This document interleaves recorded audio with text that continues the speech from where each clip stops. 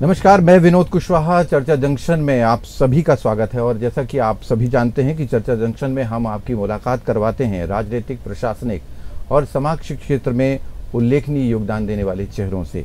आज चर्चा जंक्शन में मेहमान हैं मिलनसार, सहज और मृदुभाषी डॉक्टर चरणदास महंत। आपको बताएं कि छत्तीसगढ़ में 3 नेता, भूपेश बघेल, डॉक्टर चरणदास महंत और उमेश पटेल, तीनों नेताओं को नेता प्रतिपक्ष की दौड़ में गिना जा रहा था। पर चूंकि उस समय भूपेश बघेल ने खुद को जिम्मेदारियों से अलग रखने का फैसला लिया था और ऐसे में कांग्रेस के पास चरणदास महंत के अलावा कोई बेहतर विकल्प नहीं था और कांग्रेस ने जो जिम्मेदारी महंत साहब को सौंपी उसका वो बखूबी निर्वहन कर रहे हैं। तो आज चर्चा जंक्शन में खास मेहमान हैं, उनसे बहुत सारे सवालों के जवाब हम लेंगे।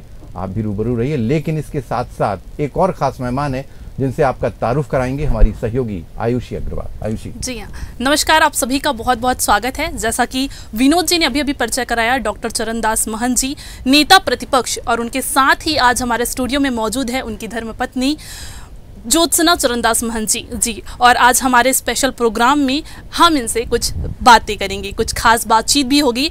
आपको मैं ये बता दूं कि ज्योत्सना जी के बारे में जहाँ तक मेरी जानकारी है, जितना मुझे नॉलेज है, उसके मुताबिक बचपन से ही उनकी रुचि जो है वो राजनीतिक क्षेत्र में रही है। इसके अलावा जीव विज्ञान में उन्होंने स्नातक भी किया है। और सबसे खास बात तो ये है कि अभी हाल ही में हुए दूसरे लोकसभा चुनाव में ज्योत्सना चरणदास महंत ने कांग्रेस को प्रदेश में क्लीन स्वीप होने से बचाया है। जी हाँ, ऐसा मैं इसलिए कह रही हूँ क्योंकि प्रदेश में एकमात्र कोरबा लोकसभा सीट ही है जहां से कांग्रेस की सांसद चुनी गई है ज्योत्सना जी। तो बहुत बहुत स्वागत है सर और मैम आप दोनों का। तो बातचीत का सिलसिला शुरू करेंगे। सबसे पहला जो मेरा क्वेश्चन है वो मैडम से रहेगा। ज्योत्सना जी, मैं आपसे ये पूछना चाहूँगी कि एज अ गृहिणी, एक महिला होने के नाते आपको अपने प्रोफेशनल लाइफ और पर्सनल लाइफ को मैनेज करना काफ़ी मुश्किल होता होगा। तो आप कैसे मैनेज कर दिया अपनी पर्सनल लाइफ जो है, आपके घर परिवार, बच्चे, और प्रोफेशनल लाइफ जो है, तो आप कैसे मैनेज करती हैं ये सारा चीज़? मुश्किल तो है जी, लेकिन यदि जहाँ चाह वहाँ राह। बिल्कुल यदि बिल्कुल। आदमी चाहे तो मैनेज कर सकता है और दिक्कतों के बाद भी मैनेज हो रहा है। और पिछले 5 सालों से कर रही हूँ। जी घर को भी देखती हूँ, बच्चों को भी देखती हूँ, उनके बच्चों को भी देखती हूँ। जी जी जी बिल्कुल। और अपने परिवार को देखते हुए भी बाहर को भी देखती हूँ, क्योंकि समूचा जो हमारा कोरबा लोकसभा क्षेत्र है वो एक परिवार के रूप में है। तो उसकी भी फिक्र करना और उसमें भी घूमना, दोनों काम साथ साथ होते रहते हैं। अच्छा जी, बहुत बहुत धन्यवाद आयुषी, आपने बहुत अच्छी शुरुआत की और लेडीज़ फर्स्ट का जो है वो फ़र्ज़ आपने अदा किया है। मैं महंत साहब के पास चलता हूँ। महंत साहब, वैसे आप किसी परिचय के मोहताज नहीं हैं क्योंकि राजनीतिक जो सफ़र है वो काफ़ी बड़ा रहा है आपका। हम आप ही से जानना चाहेंगे, चूँकि आप विधायक भी रहे हैं, फिर लोकसभा क्षेत्र की भी भूमिका अदा की और यूपीए सरकार में आप केंद्रीय राज्य मंत्री भी रहे हैं। अपनी पृष्ठभूमि आप खुद अगर बयां करेंगे दर्शकों से तो ज़्यादा अच्छा होगा।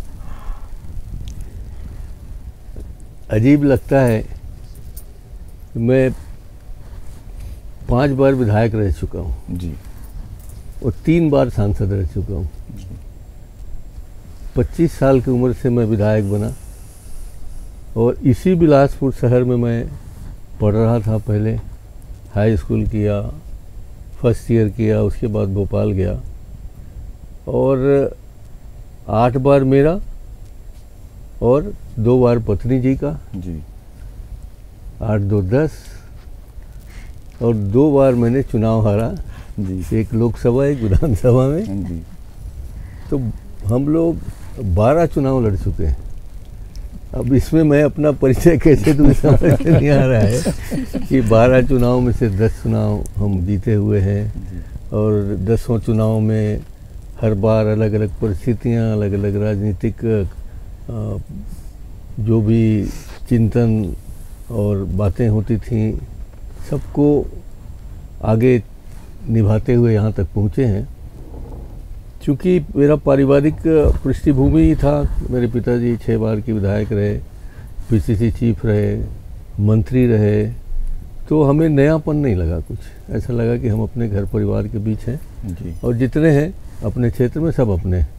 तो हम चाहे चांपा का हो, चाहे कोरबा लोकसभा हो, जो हमारे क्षेत्र के रहने वाले लोग हैं, कार्यकर्ता हैं, सबको एक पारिवारिक दृष्टि से देखते हैं और वही हमारी शक्ति है, वही हमारी ताकत है। और शायद इसीलिए हमने ये कठिन चुनाव जो बहुत पिछले बार भी कठिन था, ऐसा नहीं था कि पिछले बार सहज था, ये सर्वाधिक कठिन चुनाव था। इसको भी हम लोगों ने सहज भाव से लड़ा और पहले से ज़्यादा वोटों से जीता। अब इसमें सब अलग अलग रंग के लोग अलग अलग अपनी बातें करते रहेंगे, वो बात अलग है जी। मैम आपसे एक सवाल, चूँकि आयुषी ने शुरुआत की और जो पृष्ठभूमि बताई कि चूँकि आप बचपन से ही राजनीति में आपकी खासी रुचि थी, ये गलत तो बताई उन्हें। तो गलत है। लेकिन अगर बात करें, चूँकि अब तो आप कदम ताल कर रही हैं महंत जी के साथ में और गृहिणी भी हैं जी, पर सबसे अच्छी भूमिका जो है राजनीति की मानी जाती है आप दोनों की ही, तो कौन इसको ट्रेंड करता है, आप या महंत साहब? मार्गदर्शन तो इन्हीं का रहता है जी। ये पुराने खिलाड़ी हैं राजनीति के। मैं पीछे रह के, जब से 1980 में मेरी शादी हुई तब मैंने एक राजनीतिक परिवार को देखा, क्योंकि मैं तो, मेरे दादाजी मिलिट्री में थे, फ्रीडम फाइटर थे और 2 बार उन्होंने विश्व युद्ध प्रथम और द्वितीय में शहीद भी हुए। तो हम लोगों की परवरिश एक अलग उसमें थी। हाँ, और सैनिक जैसे हम लोगों का वो था कि भाई ऐसे रहना है, वैसे करना, और यहाँ राजनीतिक परिवार बिल्कुल उल्टा है जी। तो फिर भी उसको सीखने के लिए काफ़ी टाइम लगा। और ससुर को तो मैंने देखा नहीं, मगर अपनी सास, इनकी माता जी, दाई माँ से मैंने बहुत कुछ सीखा कि जिस राजनीति परिवार में यदि कोई राजनीतिज्ञ होता है तो उसकी महिलाएं कैसे उसको सपोर्ट करती हैं, कैसे घर को चलाती हैं, कैसे आने वालों का स्वागत करती हैं, अपरिचितों से भी ऐसे मिलना कि हम उन्हें बरसों से जानते हैं। ये उन्होंने हमें कला सिखाई और मैं इसमें माता जी को अपना गुरु मानती हूँ कि उन्होंने मुझे राजनीति सिखाई, घर में रह के कैसे महिलाएं करती हैं। और उसके कारण जब ये विधानसभा चुनाव लड़ते थे, 80 के बाद जब भी चुनाव लड़े हैं इनके साथ मैंने काम किया है पीछे रह के जी। और पीछे रह के काम भी करवाती थी और लड़के करवाती थी, जो अब मुझे पता चलता है कि इस क्षेत्र में रह के कितना मुश्किल होता है किसी काम को करना। तो काम करना करते करते मुझे ही टिकट मिल गया और ये मुझे सौभाग्य मिल गया, एक मंच मिला है राजनीति में। मैं समझती हूँ एक ये मंच है सामाजिक सेवा करने का, समाज सेविका के रूप में मैं इस काम को करती हूँ जी। सर आपसे एक सवाल पूछना चाहूँगी। पहले आप विधानसभा अध्यक्ष रहे, अब उसी सदन में आप नेता प्रतिपक्ष हैं, तो क्या कुछ कार्यवाही विधानसभा को लेकर आप बदलाव, कुछ ऐसा फील कर रहे हैं कि कुछ बदलाव है या क्या कुछ महसूस? सबसे बड़ा बदलाव तो ये है कि जब आदमी अध्यक्ष होता है विधानसभा का जी, तो उसको कम से कम बोलना पड़ता है और नेता बनते ही उसको चढ़ाई करनी पड़ती है। तो सबसे बड़ा बदलाव तो ये है। बाकी ये एक्सपीरियंस है अलग अलग कि वहाँ ऊपर से बैठकर सबको संचालित करना, सबको निर्देश देना, और यहाँ नीचे बैठकर लोगों से लड़ना, उनके सवाल जवाब, उनको और तीखे शब्दों में उनको पछाड़ने की कोशिश करना, और जहाँ जहाँ सरकार गलत है, गलत कर रही है, उनकी तरफ इंगित करके उनके बारे में हमें हमेशा उनको अलर्ट करने की कोशिश करना जी।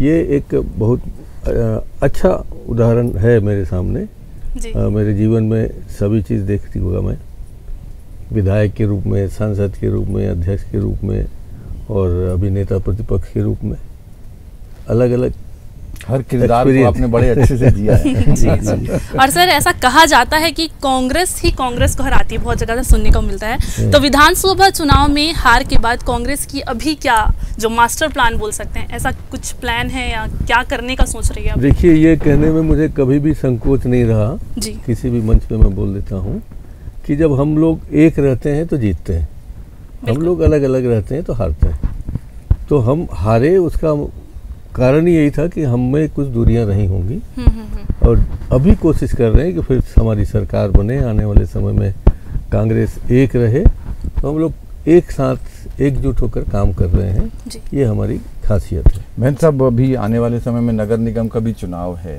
और जैसा आपने अभी कहा ही, आयुषी के सवाल का जवाब भी दिया कि एक रह कर के हम लोग आगे की रणनीति तैयार करेंगे? क्या कुछ मुद्दे होंगे उन चुनाव के लिए? अभी से कुछ ऐसा स्ट्रोक तैयार कर रहे होंगे कि वो हिट हो और कम से कम निगम की सत्ता, शहर की सत्ता तो कांग्रेस के हाथ में आ जाए? देखिए, अब इस सरकार को 7 महीने हुए हैं जी, और 7 महीनों में अभी तक कुछ करते हुए नहीं दिख रही है। जी। और मैं ये कहूँ, विपक्ष के नाते नहीं कह रहा हूँ, एक शुभचिंतक के नाते कह रहा हूँ कि सरकार को दिखना चाहिए ज़मीन पर, शहर पर, गांव में, सड़कों में, और जो वातावरण बन रहा है छत्तीसगढ़ में, उसमें कि सरकार की भूमिका है। मगर हमको 7 महीने हो गए, 8 महीने होने वाले हैं, और सरकार की भूमिका कुछ दिख नहीं रही है कि ये सरकार चाहती क्या है।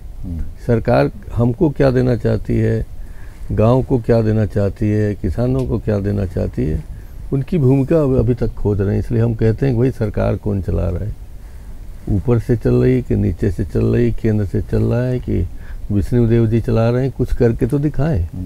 कुछ नहीं दिख रहा है, यानी विजन ही क्लियर नहीं है सरकार का। विजन ही क्लियर नहीं है, तो हम लोग अभी जैसा उनका विजन दिख रहा है उसी हिसाब से उसी में मुद्दे तलाशने की कोशिश है। जी मैडम, देखा गया कि कोरबा जो है वो बिजली का हब माना जाता है। बिजली का हब छत्तीसगढ़ में तो बिजली का हब माना जाता है। सरप्लस राज होने के बाद भी छत्तीसगढ़ में बिजली कटौती बहुत ज़्यादा होती है, उस पर क्या कुछ कहेंगे आप? छत्तीसगढ़ में तो हो ही रही है, खासकर कोरबा में जो ऊर्जा धानी है। बिल्कुल बिल्कुल। तो दिया तले अंधेरा है, वहाँ भी 8-8 घंटे 9-9 घंटे लाइट गायब रहती है। और खासकर जो हमारे ग्रामीण एरिया है उसमें भी रहती है। तो इसका ये समझ में नहीं आता है कि जब से ये सरकार आई है तभी से ये हो रहा है। पहले तो इतनी लाइट जाती नहीं थी, ये हमारे गांव वाले भी कह रहे हैं कि इतनी लाइट नहीं जाती थी।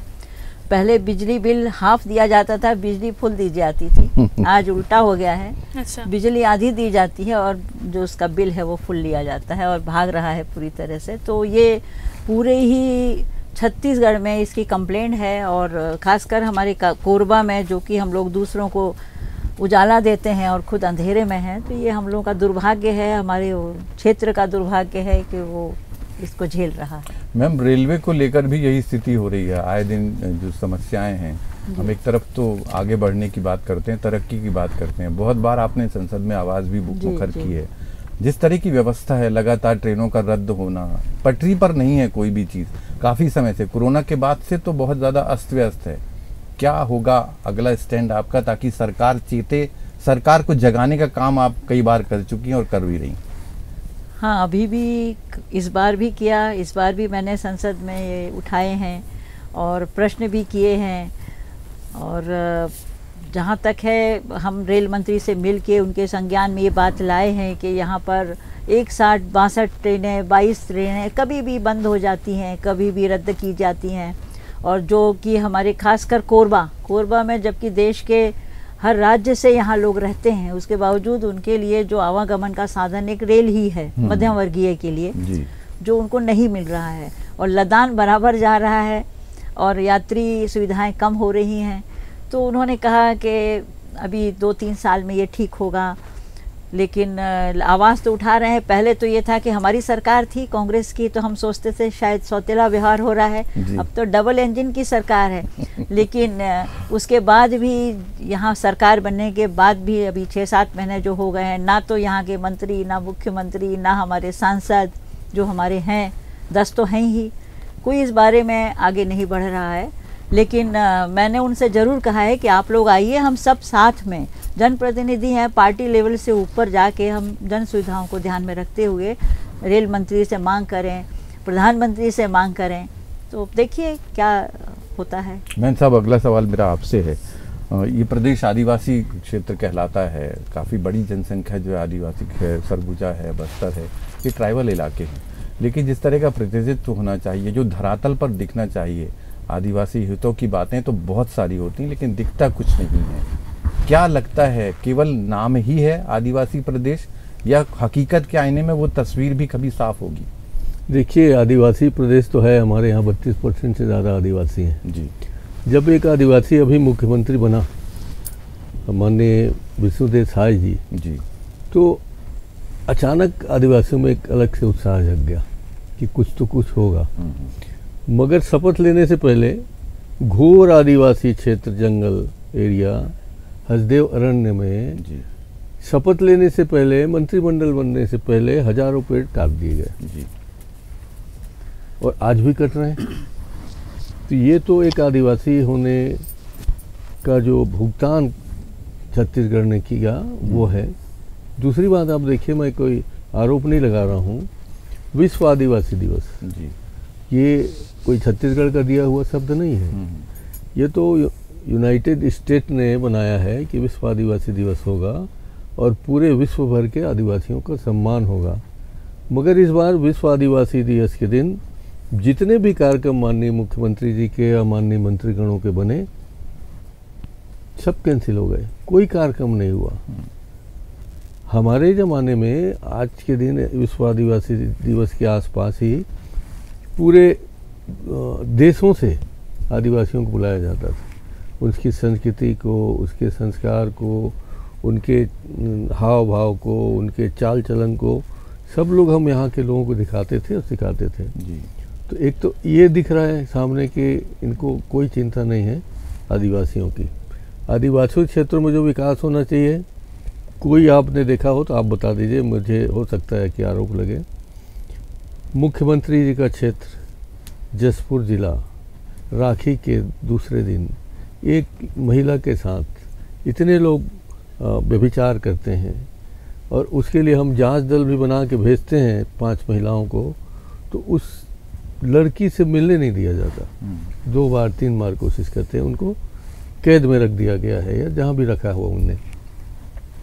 और महिलाओं की जो घटनाएं बढ़ रही हैं सामान्य क्षेत्रों में कम, आदिवासी क्षेत्रों में ज़्यादा बढ़ रही हैं जी। तो ये दिख रहा है सबको, मेरा कोई आरोप नहीं है।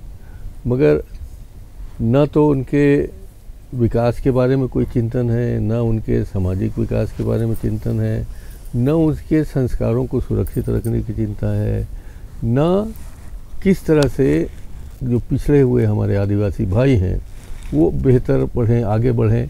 ऐसी कल्पना हम लोगों को तो होती है, आपको भी होगी, कि एक आदिवासी मुख्यमंत्री आया है तो आदिवासी लोग आगे बढ़ेंगे, निश्चित तौर मगर सब वहीं पड़े हुए हैं और कुछ दिखाई नहीं दे रहा है। जी सर, जहाँ तक हसदेव अरण्य की बात आपने की, तो हसदेव अरण्य में वनों की कटाई हो रही है, बहुत सारे जंगल काटे जा रहे हैं, एलिफेंट कॉरिडोर भी बनना है। तो ये मुद्दा जो है वो तो कांग्रेस के टाइम से है, कांग्रेस की सरकार के समय से ये मुद्दा चल रहा है। तो एक विपक्ष के तौर पर आपका क्या स्टैंड है इस बारे में? देखिए, ये हसदेव अरण्य की बात जब मैं मंत्री बना था वहाँ जी, और जयराम रमेश जी जब पर्यावरण मंत्री थे, तब हमने स्वीकृत कराया था कि यहाँ एक एलिफेंट कॉरिडोर बनेगा और उसमें हाथियों को सुरक्षित रखने की जगह अलग होगी और जो एरिया है पूरा हसदेव का, अरण्य का क्षेत्र का, उसमें एक नो गो एरिया बना दिया था कि यहाँ से कोयला नहीं निकाला जाएगा। तो तब यहाँ भारतीय जनता पार्टी की सरकार थी, हमने एलिफेंट कॉरिडोर बनाया, जितने किलोमीटर उसकी परिक्षेत्र हमने निर्धारित किया था, यहाँ के सरकार ने नहीं होने दिया, फिर उसने वापस भेजा। और उसी प्रकार इनकी सरकार आते ही, जब से सरकार आई है देश में, अब 10 साल तो पूरे हो चुके हैं जी। सरकार के आते ही वो नो गो एरिया भी समाप्त कर दिया। अच्छा, अब इसको आप भी थोड़ा गंभीरता से समझें, पूरा क्षेत्र जंगल का है, वहाँ गड्ढे बन रहे हैं खुदाई से। हाथी का जो नेचुरल एक आने जाने का रास्ता था, नेपाल से लेके वो आया सरगुजा और हसदेव अरण्य, उसके बाद यहाँ से जाते थे और सिरपुर उनका बहुत बड़ा प्रजनन केंद्र था। वहाँ हाथियों के बच्चे होते थे और फिर वो बच्चों को लेके फिर ये वापस जाते थे। ये आज का नहीं, ये सदियों से चला आ रहा है और उसको आप जगह जगह गड्ढे कर देंगे तो हाथी विचलित होंगे ही। और हाथी को देख के कोई हु हा करेगा, कोई इधर चमकाएंगे, तो जिसको चाह रहा है पटक रहा है। जिसको अभी कोरबा में घूम रहा है जी जी, अभी कोरबा के तीन लोगों की डेथ हुई है, अब शहरों में आने लगे हैं। तो ये एक व्यवस्था है जिसको, मतलब प्रकृति के द्वारा निर्धारित व्यवस्था को अपने स्वार्थ के लिए समाप्त नहीं करना चाहिए, ये मेरा मानना है। और ये होने जा रहा है और हो रहा है। उसके दूरगामी परिणाम भी अच्छे नहीं होंगे। दूरगामी परिणाम अब देख ही रहे हैं। हाथी रोज रोज, अभी हम लोग आए तो अब क्षेत्र में हम लोग दौरा नहीं कर पा रहे हैं कि इधर हाथी आया है, उधर हाथी आया है, सड़कों में घूम रहा है। और मैं दूसरी बात कहूँ, अब तक नया एक कोयला का उपयोग करने का तरीका ढूंढ लिया गया है देश में जी, जिसको गैसिफिकेशन कहते हैं जी। आप सीधा अंदर जाइए और वहाँ से गैसिफिकेशन के माध्यम से, गैस के माध्यम से निकालिए ना, बिजली बनाइए, कौन रोक रहा है जी। गड्ढे करके ही आप कोयला उत्पादन करेंगे, उचित नहीं है। फिर हमारे यहाँ सोलर का आ गया है, ज़्यादा से ज़्यादा सोलर में बनाइए, पानी भी अथाह है, पानी में बनाइए, और बिजली के उत्पादन को कम कर, मतलब कम मत करिए, कोयले का उपयोग कम करिए जी। आज की तारीख में जितना कोयला का उत्खनन हो रहा है आज की तारीख में, वो आने वाले 50 वर्षों के लिए है। अगर हम 50 वर्ष रुक जाएं तो अभी तो यूरेनियम आ रहा है कि एटॉमिक एनर्जी आ जाएंगे, क्या क्या नहीं हो जाएगा 50 साल, दुनिया बहुत आगे बढ़ जाएगी। और जिन लोगों को आज ही हम बहुत झंझट करके आ रहे हैं अपने क्षेत्र में जी, लेन आउटेज हैं, ना उनको जगह मिल रही है जाने का, ना बसाहट का, न नौकरी का, उनके घर में आप कोयला खोद रहे हैं, उनके खेत में आप कोयला खोद रहे हैं, उनके छाती पर आप खंभा गड़ा रहे हैं, तो एक दुख होता है ना आदिवासी लोगों को। तो इसके बारे में एक चिंतन की ज़रूरत है, सब बैठ के चिंता करें, ये मैं समझता हूँ, ऐसा मैं मानता हूँ जी। जहाँ पर एक बात हो रही खनिज संपदा की, तो कोरबा तो हमारा खनिज संपदाओं से भरा हुआ एक क्षेत्र है।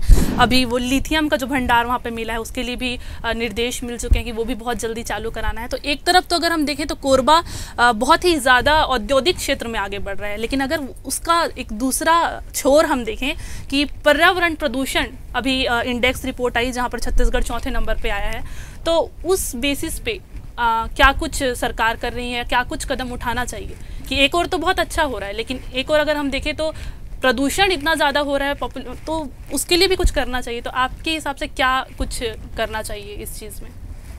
एक तो ESP होता है जो इस धुआं निकलने को कंट्रोल करता है, उन लोगों को निर्देश है, लगाते नहीं हैं।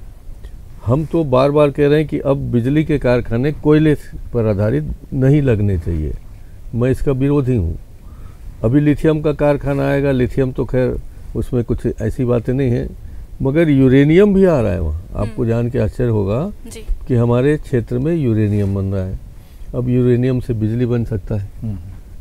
और इसी तरीके से फिलहाल अब तक जो कोयले का उत्पादन हो रहा है, जो रोज़ वहाँ हज़ारों टन कोयला जल रहे हैं, उससे एक धुआं निकल रहा है, उससे एक राख निकल रही है, और उसके पानी से हमारा जल प्रदूषण हो रहा है। तो तीनों तरह के प्रदूषण हमारे यहाँ हैं।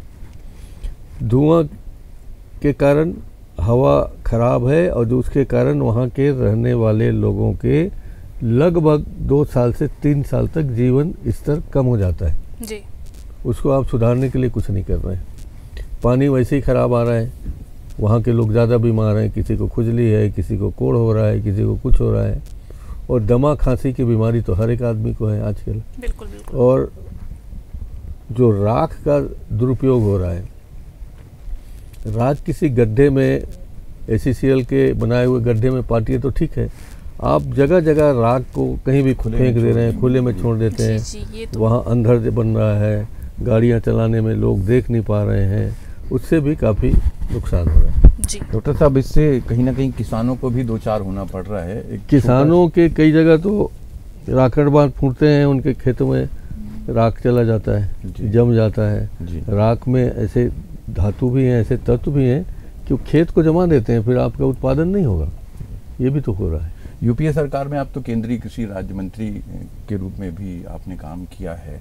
अगर हम छत्तीसगढ़ के परिदृश्य की बात करें, वर्तमान सरकार क्या ऐसा लग रहा है कि किसानों के हित में काम कर रही है या नहीं कर रही? तो आपकी ओर से कोई सलाह सरकार को, ताकि किसान तो कम से कम सुरक्षित रहें।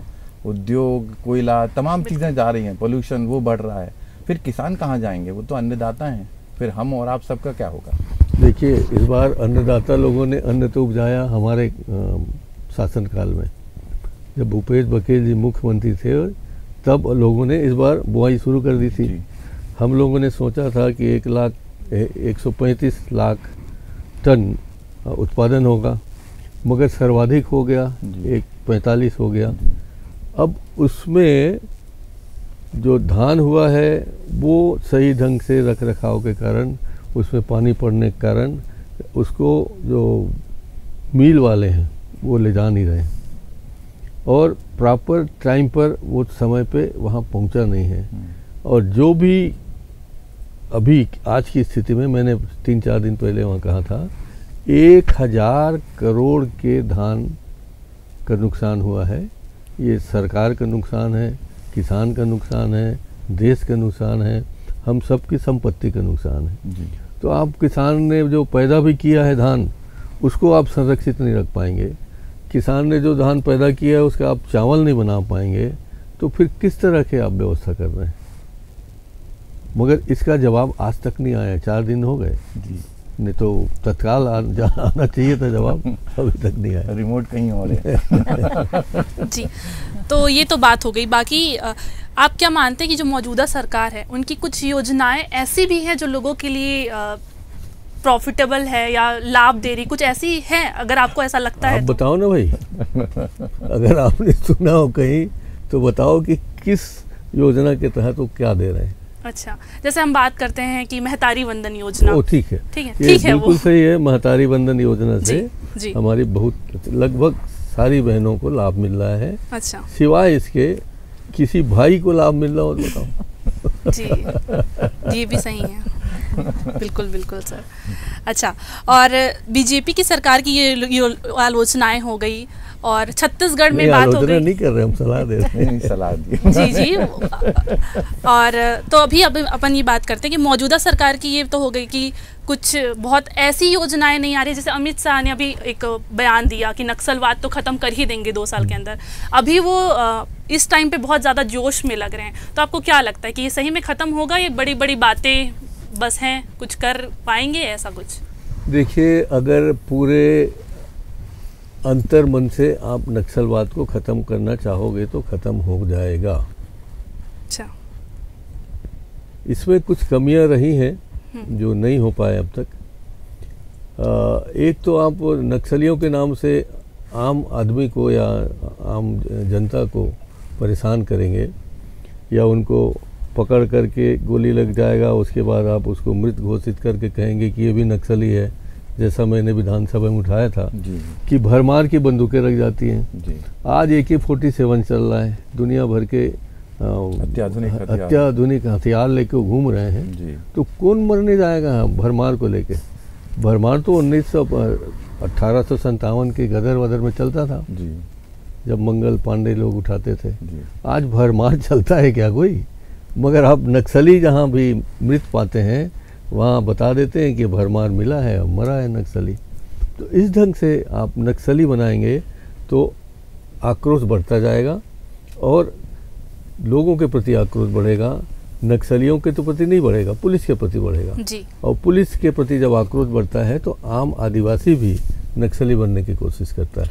जी, इस पर हमको ध्यान देना चाहिए। सवाल बहुत सारे हैं, लेकिन जैसा कि पहले ही ये कहा गया था कि समय की बाध्यता है और शायद समय हमें इजाज़त नहीं दे रहा है कि हम आगे भी जो सवाल हैं उन तक बात करें। तो फिलहाल आज की इस चर्चा में इतना ही। अगली बार फिर किसी नए मेहमान के साथ आपके साथ हम होंगे। तब तक के लिए हमारे इन खास मेहमानों का बहुत बहुत धन्यवाद जो स्टूडियो में आए, और अगली बार फिर हम किसी नई चर्चा में किसी नए मेहमान के साथ होंगे।